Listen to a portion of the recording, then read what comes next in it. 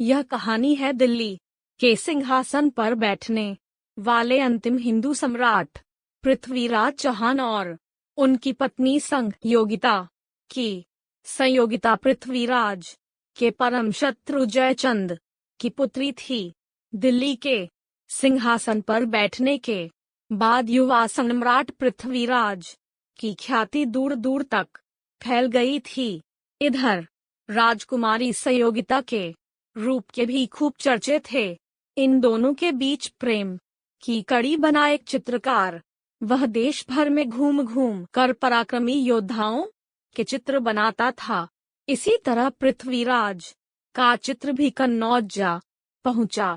उनका चित्र देखने के बाद राजमहल की लड़कियों के बीच उनके ही चर्चे थे।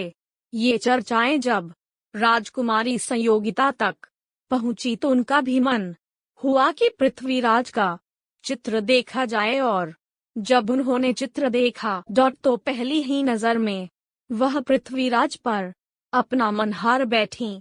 इसी तरह इसी चित्रकार के द्वारा ही संयोगिता का चित्र पृथ्वीराज के पास पहुंचा, और इधर भी वही हाल हुआ जो उधर संयोगिता का था। इसी बीच जयचंद ने संयोगिता का स्वयंवर रचने का फैसला किया। पृथ्वीराज को छोड़ उसने सभी राजकुमारों अनुस्वार के पास न्योता भेजा। इधर पृथ्वीराज को नीचा दिखाने के लिए उसने उनके समान मूर्ति बना कर उसे द्वार पर द्वारपाल की भांति खड़ा कर दिया। संयोगिता जब अपना वर चुने स्वयंवर में आई तो पृथ्वीराज को वहां ना देखकर निराश हो गई, लेकिन तभी उसकी नजर द्वार पर पड़ी उनकी मूर्ति पर गए बड़ी की मात्रा सभी राजकुमारों को छांटती हुई संयोगिता पृथ्वीराज की मूर्ति के पास उसे वरमाला पहनाने पहुंच गई।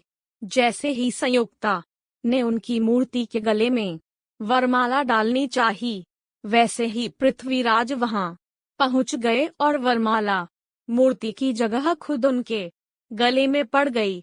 जयचंद ये देखकर गुस्से से लाल हो की मात्रा गया।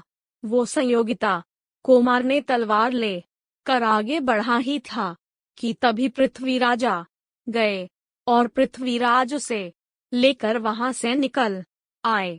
दोनों एक तो हो गए, लेकिन इस वजह से जयचंद के मन में पृथ्वीराज के लिए और ज्यादा द्वेष भर गया और पृथ्वीराज के हारने का कारण बना।